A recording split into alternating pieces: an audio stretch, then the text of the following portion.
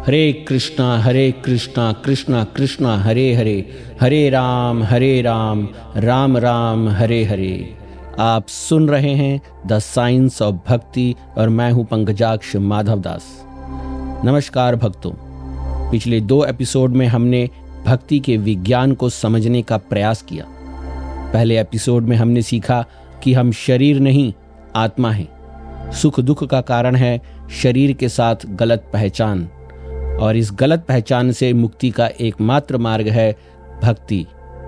दूसरे एपिसोड में हमने समझा भक्ति के 3 स्तर होते हैं। साधना भक्ति जो कि अभ्यास के स्तर पर होती है, भाव भक्ति जिसमें प्रेम की पहली किरण जीव के हृदय को छूती है, और प्रेम भक्ति जो भक्ति की पूर्णता का स्तर है। हमने यह भी समझा कि वैधि भक्ति अर्थात नियमों द्वारा भक्ति से हम रागानुगा भक्ति जो प्रेम से प्रेरित भक्ति है उस रागानुगा भक्ति तक पहुंचते हैं, और रागानुगा भक्ति से हम भक्ति के सर्वोच्च शिखर प्रेम भक्ति को पुनः जागृत कर सकते हैं। इस विषय पर अधिक जानकारी के लिए आप इस श्रृंखला के दूसरे एपिसोड को सुन सकते हैं। आज हम एक और बहुत ही रसमय और गहरे विषय पर बात करेंगे। आज हम समझेंगे कि प्रेम भक्ति के 5 मुख्य रस कौन से हैं और कैसे हम अपनी रुचि और आसक्ति को विकसित कर सकते हैं। तो चलिए शुरू करते हैं आज का सत्र। भक्तों, जरा सोचिए, इस मनुष्य देह में हम सब जीव कैसे इस भौतिक संसार का आनंद उठाते हैं? उत्तर है प्रेम के द्वारा। व्यक्तियों और वस्तुओं से जो प्रेम संबंध हम स्थापित करते हैं उसके द्वारा हमें आनंद प्राप्त होता है। क्या कोई वस्तु या व्यक्ति जिससे हम प्रेम नहीं करते, क्या वह कभी हमें आनंद देता है? आपने अनुभव किया होगा, नहीं। और जब हम प्रेम भक्ति की बात करते हैं तो हमें यह समझना होगा कि प्रेम का कोई एक ही रूप नहीं होता। विभिन्न विभिन्न व्यक्तियों और वस्तुओं से हमें विभिन्न विभिन्न रूपों में प्रेम होता है। जैसे एक माँ अपने बच्चे से जो प्रेम करती है वह एक तरह का प्रेम है। एक मित्र अपने मित्र से जो प्रेम करता है वह दूसरी तरह का प्रेम है। एक सेवक अपने स्वामी से जो प्रेम करता है वह तीसरी तरह का प्रेम है। कोई प्रेमी अपनी प्रेमिका के दिए हुए प्रेम पत्र से प्रेम करता है, यह भी एक तरह का प्रेम है। मुख्य बात यह है कि प्रेम का आनंद मनुष्य किसी एक विशेष प्रकार के संबंध में ही उठा सकता है। बिना संबंध स्थापित किए प्रेम का आनंद प्राप्त नहीं होता, और संबंध विभिन्न विभिन्न तरीकों से स्थापित होता है। माता पिता का प्रेम, मित्र सखा का प्रेम, प्रेमी प्रेमिका का प्रेम, एक सेवक का उसके स्वामी के प्रति प्रेम, किसी का किसी अन्य के प्रति सराहना के रूप में प्रेम, और विभिन्न प्रकार के। ठीक उसी प्रकार भगवान श्री कृष्ण के साथ हमारा जो शाश्वत संबंध है वह भी अलग अलग रसों में अनुभव किया जा सकता है। शील रूप गोस्वामी ने भक्ति रसामृत सिंधु में प्रेम भक्ति के 5 तरीके बताए हैं जिनसे भगवान श्री कृष्ण के साथ हमारा संबंध उजागर होता है। भक्ति रसामृत सिंधु में इन्हें प्रेम भक्ति के 5 मुख्य रस के रूप में बताया गया है। भगवान श्री कृष्ण के साथ हमारा सबसे पहला संबंध जो सबसे न्यूनतम स्तर पर प्रकट होता है उसे शांत रस कहते हैं। दूसरा संबंध दास्य रस के रूप में उजागर होता है। तीसरा संबंध सख्य रस अर्थात मित्र भाव के रूप में प्रकाशित होता है। चौथा संबंध वात्सल्य रस के रूप में हृदय में आविर्भूत होता है, और 5वां संबंध माधुर्य रस के रूप में सुगंधित होता है। इन 5 में से प्रत्येक रस उससे पिछले रस से अधिक उत्कृष्ट, अधिक श्रेष्ठ है, अधिक रसीला है। जैसे जैसे हम शांत रस से माधुर्य रस की ओर बढ़ते हैं, प्रेम की तीव्रता और मधुरता बढ़ती जाती है। आइए अब प्रत्येक रस को विस्तार से समझते हैं। सबसे पहले शांत रस, जिसमें जीव को भगवान की महिमा का बोध प्राप्त होता है। शांत रस प्रेमा भक्ति का सबसे प्रारंभिक रस है। शांत रस का अर्थ है तटस्थ या विस्मय। इस रस में भक्त भगवान के साथ सीधा संबंध नहीं रखता, बल्कि वह भगवान की महिमा, ऐश्वर्य और शक्ति का चिंतन करता है। उदाहरण के लिए कुछ आचार्यों का कहना है कि श्रीमद् भागवतम में वर्णित नैमिषारण्य के वन में उपस्थित बहुत से महान ऋषि मुनि शांत रस के उदाहरण हैं। वह भगवान के तटस्थ दृष्टा होते हैं। उनमें भगवान के प्रति गहरा सम्मान और श्रद्धा होती है, लेकिन उतनी आत्मीयता नहीं होती जितनी अन्य रसों में होती है। शांत रस में भक्त सोचता है भगवान कितने महान हैं, वह सर्वशक्तिमान हैं, वह सबके पालनहार हैं, लेकिन वह यह नहीं सोचता कि भगवान मेरे मित्र हैं या भगवान मेरे पुत्र हैं, और इस संबंध के चलते भगवान के प्रति मेरा कुछ सेवा कर्तव्य भी है। इस सेवा भाव के प्रति उसकी चेतना जागृत नहीं हुई होती। यह शांत रस की विशेषता है। श्रील प्रभुपाद शांत रस के बारे में कहते हैं, शांत रस भगवान की गरिमा पर आधारित है। इसमें भक्त भगवान को श्रद्धा और विस्मय से देखता है, लेकिन उसमें उतनी धनिष्ठता नहीं होती कि भगवान के प्रति उसकी सेवा भाव की चेष्टा उत्तेजित हो सके। अगर इसे एक भौतिक उदाहरण से समझे तो मान लीजिए किसी व्यक्ति का एक आध्यात्मिक चैनल है, जहां भगवान की कथाएं और भक्ति का संदेश साझा किया जाता है। कुछ लोग उस चैनल पर आते हैं, शांत मन से सुनते हैं और वहां से लाभ लेकर चले जाते हैं। उनके मन में ये भावना रहती है कि यह एक अच्छा और उपयोगी कार्य है और वे इसकी सराहना भी करते हैं, लेकिन उनके भीतर इतनी गहरी सक्रियता नहीं होती कि वे आगे बढ़कर उसमें भागीदारी करें या दूसरों तक उसे पहुंचाने का भाव विकसित करें। इस प्रकार का संबंध एक शांत और निष्क्रिय भाव जैसा होता है, जहां श्रद्धा और सम्मान तो होता है, लेकिन सक्रिय भक्ति या सेवा की तीव्र प्रेरणा प्रकट नहीं होती। यही भाव शांत रस की एक सरल झलक को दर्शाता है, जहां व्यक्ति भगवान या भक्ति के प्रति शांत श्रद्धा रखता है, लेकिन सक्रिय सेवा भाव अभी विकसित नहीं हुआ होता। अब दूसरा संबंध समझते हैं, दास्य रस। इसमें व्यक्ति में सेवा का भाव उत्पन्न हो जाता है। दास्य रस शांत रस से अगला और उत्कृष्ट रस है, अर्थात दास्य रस शांत रस से श्रेष्ठ रस है। दास्य रस में संबंध शांत रस के संबंध से श्रेष्ठ होता है। दास्य रस का अर्थ है सेवक का भाव, सेवा करने का भाव। शांत रस में भगवान की महिमा का बोध होता है, लेकिन दास्य रस में उस महिमा के साथ सेवा जुड़ जाती है। इस रस में भक्त सोचता है भगवान मेरे स्वामी हैं, मैं उनका सेवक हूं, मेरा कर्तव्य है उनकी सेवा करना। भगवान के प्रति श्रद्धा और सम्मान तो बना रहता है, लेकिन साथ में सेवा की भावना भी आ जाती है।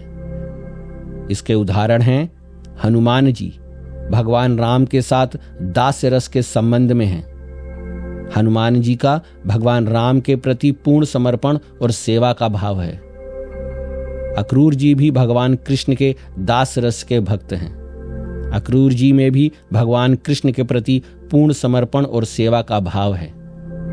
श्रील प्रभुपाद कहते हैं, दास्य रस में भक्त भगवान के सेवक के रूप में सेवा करता है। उसे पता है कि भगवान सर्वशक्तिमान हैं, लेकिन वह उनकी सेवा करने का अवसर पाकर धन्य महसूस करता है। श्रीमद् भागवतम के अनुसार भगवान श्री कृष्ण के पार्षद अर्थात नित्य सहचर जैसे विश्वक्सेन, सुनंद, नंद, यह सब दास्य रस के उदाहरण हैं। वह भगवान की सेवा में हर समय तत्पर रहते हैं। उनके लिए भगवान की सेवा से बढ़कर कुछ नहीं। मुझे आशा है कि आपको शांत रस और साख्य रस ठीक से समझ आ गया होगा। अब तीसरा संबंध समझते हैं, साख्य रस, जिसमें मित्रता का भाव प्रबल हो जाता है। साख्य रस दास्य रस से भी अधिक उत्कृष्ट रस है। साख्य रस दास्य रस से भी अधिक श्रेष्ठ है। साख्य रस का अर्थ है मित्रता का भाव। स्मरण करिए, दास्य रस में भगवान और भक्त के बीच स्वामी और सेवक का भाव था, लेकिन इस सख्य रस में वह औपचारिकता समाप्त हो जाती है। इस रस में भगवान के साथ संबंध में अधिक घनिष्ठता और नजदीकियां आ जाती हैं। इस रस में भक्त सोचता है, भगवान मेरे मित्र हैं, वह मेरे सखा हैं, हम बराबर हैं, बराबरी के दर्जे पर आ जाते हैं दोनों। ध्यान रखिए, यहां बराबर का अर्थ तात्विक बराबरी नहीं है। भगवान सदा सर्वश्रेष्ठ हैं, लेकिन मित्रता के भाव में औपचारिकता टूट जाती है। सेवा का भाव सर्वदा विद्यमान रहता है, परंतु मित्रता के रूप में भाव बदल जाता है। दास्य रस की तरह औपचारिकता में नहीं, अपितु मित्रता के रूप में सेवा की प्रवृत्ति बन जाती है। साख्य रस का सबसे सुंदर उदाहरण है श्रीदामा, सुदामा, वसुदामा जैसे कृष्ण के ग्वाल बाल सखा। जब कृष्ण और उनके ग्वाल बाल सखे जंगल में गाय चराते थे तो वे साथ खेलते थे, साथ खाते थे, साथ सोते थे। भागवतम में वर्णन है, जब कभी कृष्ण अपने ग्वाल बाल सखाओं से हार जाते थे तो नियमानुसार उन्हें अपने उस सखा को कंधे पर उठाना पड़ता था। कल्पना कीजिए, स्वयं भगवान श्री कृष्ण, जिनके एक कृपा दृष्टि से ब्रह्मा जैसे परम देवता भी धन्य हो जाते हैं, वह भगवान श्री कृष्ण स्वयं अपने सखा को कंधे पर उठा रहे हैं। यह सख्य रस की विशेषता है। औपचारिकता नहीं, केवल प्रेम और मित्रता रहती है इसमें। अर्जुन भी सख्य रस में कहे जाते हैं। अब हम चौथा संबंध समझते हैं, वात्सल्य रस। इसमें माता पिता की तरह सेवा भाव प्रकट होता है। वात्सल्य रस सख्य रस से भी अधिक श्रेष्ठ रस है। वात्सल्य रस का अर्थ है पालन पोषण का भाव, एकदम माता पिता के जैसा। इस रस में भक्त भगवान को अपने पुत्र के रूप में देखता है और उसी निस्वार्थ चिंतामय प्रेम से उनकी सेवा करता है। भगवान सर्वश्रेष्ठ हैं, भगवान सर्वशक्तिमान हैं, फिर भी इस वात्सल्य भाव में भगवान के प्रति भक्तिमय सेवा इस भाव से परिणित होती है कि जैसे माता पिता अपने पुत्र की सेवा करते हैं। सख्य रस में भगवान मित्र हैं, यहां भगवान पुत्र हैं। अंतर को समझिए। एक मित्र, आप उससे कुछ मांग सकते हैं, लेकिन मां अपने बच्चे से कुछ नहीं मांगती। वह अपने पुत्र की सिर्फ सेवा करती है और अपने पुत्र का चिंतन करती है। यहां इस रस में भाव यह नहीं है कि भगवान छोटे बालक हैं और उनको मेरी देखरेख की जरूरत है, अपितु यहां प्रेम का भाव यह है कि सिर्फ और सिर्फ सेवा करनी है, जैसे बिना कुछ चाहे माता पिता अपने संतान की सेवा करते हैं। इस भाव में कुछ भी बदले में प्राप्त करने की भावना बिल्कुल भी नहीं रहती, मात्र सेवा रह जाती है। वात्सल्य रस का सबसे सुंदर उदाहरण है माता यशोदा और नंद बाबा। जब माता यशोदा ने कृष्ण के मुख में संपूर्ण ब्रह्मांड देखा तो उनकी पहली प्रतिक्रिया क्या थी? क्या वह सोचने लगी, आहा, यह तो स्वयं भगवान है? नहीं, उन्होंने ऐसा नहीं सोचा। वह तो डर गई। उन्हें लगा कि उनके बच्चे को कुछ हो गया है। वह तुरंत सभी देवताओं से प्रार्थना करने लगी, मेरे बच्चे पर कृपा करो, मेरे बच्चे पर कृपा करो। जो सबका स्वामी है, उसके लिए उसी के दासों से उसी की कुशलता की प्रार्थना करने लगी। यह वात्सल्य रस की पहचान है। ज्ञान और महिमा का बोध होने पर भी प्रेम का आवरण इतना मोटा होता है कि भक्त केवल अपने बच्चे को ही देख पाता है। सेवा के सिवा अन्य कुछ भी भाव नहीं रहता। और फिर आता है पांचवा संबंध, माधुर्य रस, जो प्रेम का सर्वोच्च शिखर है। माधुर्य रस पांचों रसों में सबसे उत्कृष्ट है, सबसे श्रेष्ठ है। इसे श्रृंगार रस भी कहते हैं। माधुर्य रस का अर्थ है प्रियतम प्रियतमा का भाव। इस रस में भक्त भगवान को अपने प्रेमी प्रियतम के रूप में देखता है। जैसे जीवन में जब प्रथम बार किसी को किसी अन्य से प्रेम हो जाता है, जरा याद कीजिए अपने जीवन को। उस अवस्था में अन्य कुछ भी दिखाई, सुनाई, सुझाई नहीं देता। शरीर, मन और बुद्धि सब बस प्रेमी में लग जाता है। अन्य सब बेकार सा प्रतीत होने लगता है। सोचिए, वही प्रथम प्रेम जब एकदम शुद्ध अवस्था में आ जाए तो यही माधुर्य रस बन जाता है। इस माधुर्य रस में भगवान श्री कृष्ण के प्रेम के अलावा अन्य कुछ भी दिखाई, सुनाई या सुझाई नहीं देता। सिर्फ कृष्ण और मात्र कृष्ण रह जाते हैं जीवन में। इस रस के सर्वोच्च उदाहरण हैं वृंदावन की गोपियां। भागवतम में वर्णन है, कृष्ण की बंसी की धुन सुनते ही सब कुछ, घर का सब कामकाज, सब सामाजिक लोकलाज, यहाँ तक कि अपनी सब देह सुध भुलाकर जो जहाँ जिस अवस्था में होती है सीधे कृष्ण के पास दौड़ी चली आती है। यही है माधुर्य रस की श्रेष्ठता। जीवन में कृष्ण के सिवा अन्य कुछ नहीं। शील प्रभुपाद गोपियों के प्रेम के बारे में कहते हैं, गोपियों के प्रेम में कोई शर्त नहीं होती। वह कृष्ण से कुछ नहीं मांगती, वह केवल देना चाहती हैं। वह कृष्ण पर अपना सब कुछ निछावर करना चाहती हैं। जब गोपियां देखती हैं कि कृष्ण वृंदावन में नंगे पांव चल रहे हैं तो उनका हृदय द्रवित हो जाता है। वह सोचती हैं कहीं उनके कोमल चरणों में कांटा ना लग जाए, और वह अपने शरीर को ही पथ बना देने को तैयार हो जाती हैं ताकि कृष्ण उनके ऊपर चलें। क्या कोई सोच सकता है कि गोपियों के प्रेम की सबसे बड़ी विशेषता क्या है? निस्वार्थता।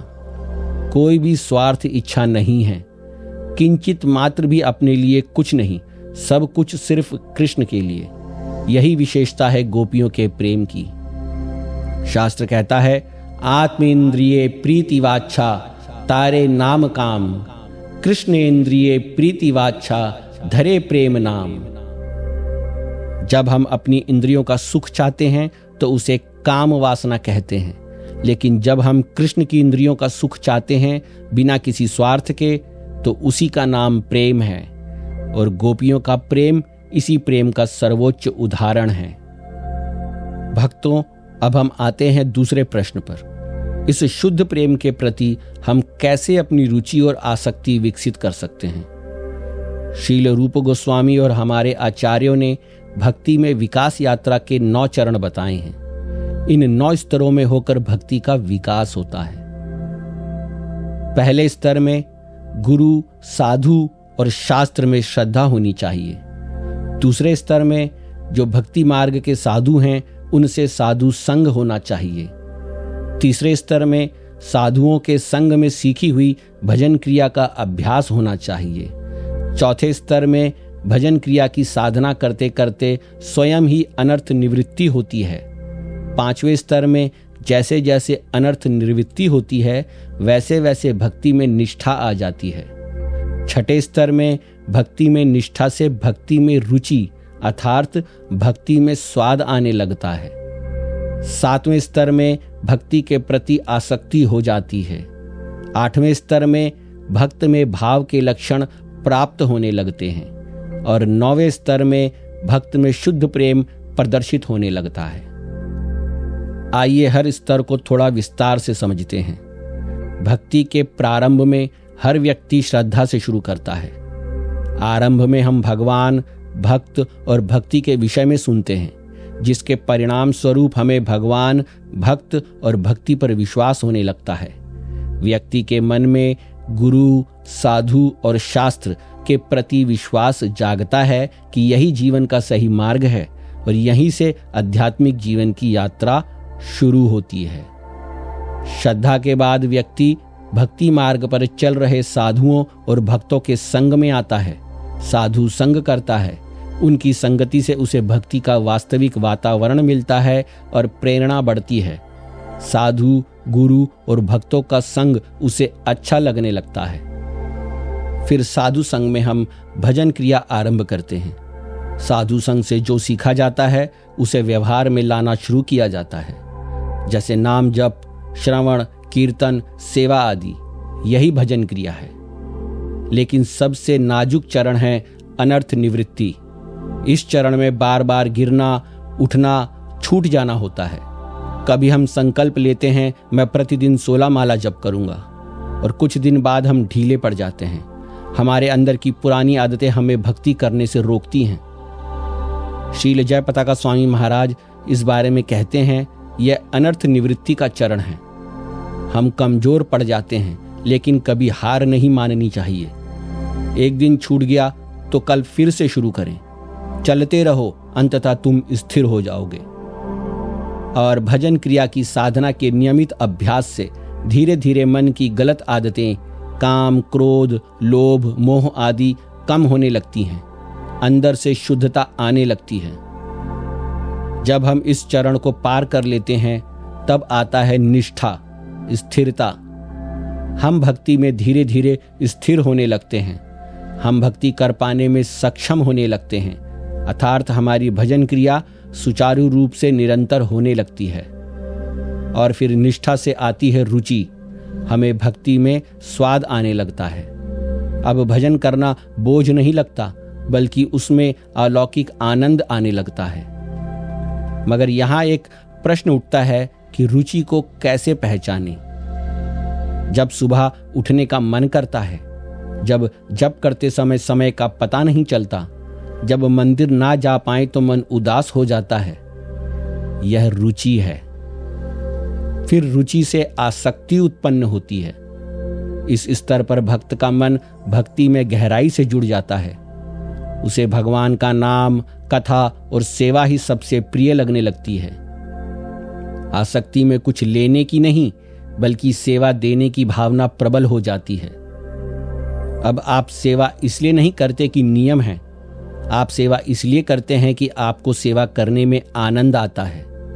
भक्ति में सेवा करना आपको एक आंतरिक सुख देने लगता है। इस स्तर में भक्ति स्वाभाविक, सहज और सुखदायक बन जाती है और आसक्ति से भाव का उदय होता है। यह अत्यंत सूक्ष्म अवस्था है। भक्त के हृदय में दिव्य भाव जागते हैं, आंखों में आंसू, हृदय में प्रेम और भगवान की स्मृति निरंतर बनी रहती है। और फिर अंतिम में भाव से प्रेम प्रकाशित होने लगता है। यह भक्ति का अंतिम लक्ष्य है। इस अवस्था में भक्त और भगवान के बीच शुद्ध, निस्वार्थ और शाश्वत प्रेम स्थापित हो जाता है। अब कोई स्वार्थ नहीं रहता, केवल प्रेम और समर्पण होता है। भक्ति का यह मार्ग एक प्राकृतिक विकास है। श्रद्धा से शुरू होकर साधना, शुद्धता, स्थिरता, आनंद, आसक्ति, भाव और अंत में शुद्ध प्रेम तक पहुंचता है। यह यात्रा धीरे धीरे मनुष्य के हृदय को बदल देती है और उसे भगवान के अत्यंत निकट ले जाती है।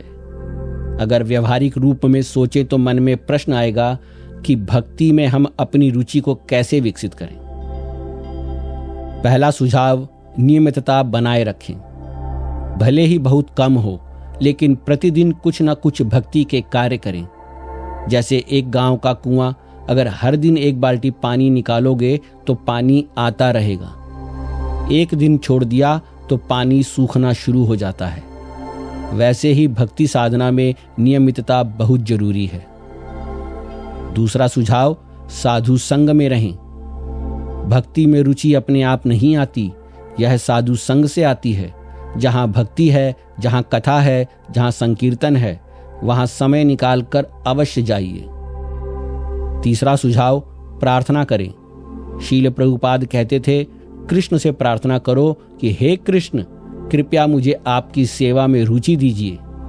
यह प्रार्थना बहुत शक्तिशाली है। चौथा सुझाव, दिखावे से बचें। कोई यह ना सोचे कि मैं बहुत उन्नत भक्त हूं। रुचि और आसक्ति विनम्रता से आती है, अहंकार से नहीं। पांचवा सुझाव, धैर्य रखें। रुचि रातों रात नहीं आती, लेकिन अगर आप लगातार प्रयास करते हैं तो एक दिन वह दिन भी आएगा कि भक्ति में रुचि स्वाभाविक रूप से आने लगेगी। तो भक्तों, आज हमने समझा प्रेम भक्ति के 5 मुख्य रस: शांत, दास्य, सख्य, वात्सल्य और माधुर्य। हर रस अपने आप में पूर्ण है, हर रस अपने से पिछले रस से अधिक मधुर है। लेकिन यहाँ एक बात बहुत महत्वपूर्ण है। यह हमारी पसंद नहीं है कि हम कौन सा रस चुनें। यह निर्धारित करना जीव के बस में नहीं है। वास्तव में जीव का भगवान के साथ एक शाश्वत संबंध होता है।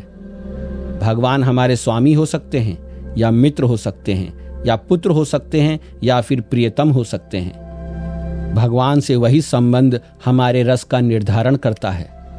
हम किस रस से भगवान से जुड़े हैं, यह सिर्फ कृष्ण के साथ हमारे शाश्वत संबंध पर निर्भर करता है, ना कि हमारी इच्छा पर। श्री कृष्ण के साथ हमारा संबंध सिर्फ उजागर होता है, उत्पन्न नहीं। और उजागर वही चीज होती है जो पहले से स्थापित है मगर प्रदर्शित नहीं हो पा रही है। जैव धर्म और माधुर्य कादंबनी में वर्णन है, जब हम अनर्थों से मुक्त होकर शुद्ध हृदय वाले हो जाते हैं तब स्वतः ही हमारा शाश्वत संबंध प्रकट होता है। हमें बस भक्ति में बाधाओं को हटाना है, शेष स्वतः ही प्रकट हो जाता है। श्रील रूप गोस्वामी प्रार्थना करते हैं, कब मैं वृंदावन की धूली बनूंगा, कब मैं गोपियों के चरणों की सेवा करूंगा। लेकिन रुकिए, इसका मतलब यह नहीं है कि हम शुरू से ही माधुर्य रस के अधिकारी बनने की कोशिश करें। इससे सावधान रहना। श्रील प्रभुपाद चेतावनी देते हैं कि कभी कभी कोई व्यक्ति स्वयं को गोपियों का अनुगामी कहता है, गोपियों की तरह अनुसरण करता है, लेकिन उसके चरित्र में भौतिक वासना के लक्षण दिखते हैं। बिना भौतिक वासना से मुक्ति के ऐसे दिव्य प्रेम की अभिव्यक्ति नकली है, सिर्फ दिखावा है, और ऐसे दिखावे की भक्ति स्वयं और दूसरों दोनों के लिए विनाशकारी होती है। इससे सावधान रहें, स्मरण रहे, पहले शुद्धता चाहिए, पहले साधना चाहिए, पहले अनर्थ निवृत्ति चाहिए, तब धीरे धीरे स्वतः ही रुचि आती है, आसक्ति आती है, भाव आता है और अंततः प्रेम आता है। भक्ति रसामृत सिंधु कहता है, शुद्ध सत्वा विशेषात्मा प्रेम सूर्यांशु सम्य भाग। शुद्ध हृदय प्रेम के सूर्य की पहली किरण है। जब हृदय शुद्ध हो जाता है तब प्रेम का सूर्य अपने आप उदय हो जाता है। तो हमें बस अपने हृदय को शुद्ध करना है, शेष कृष्ण की कृपा पर छोड़ देना है।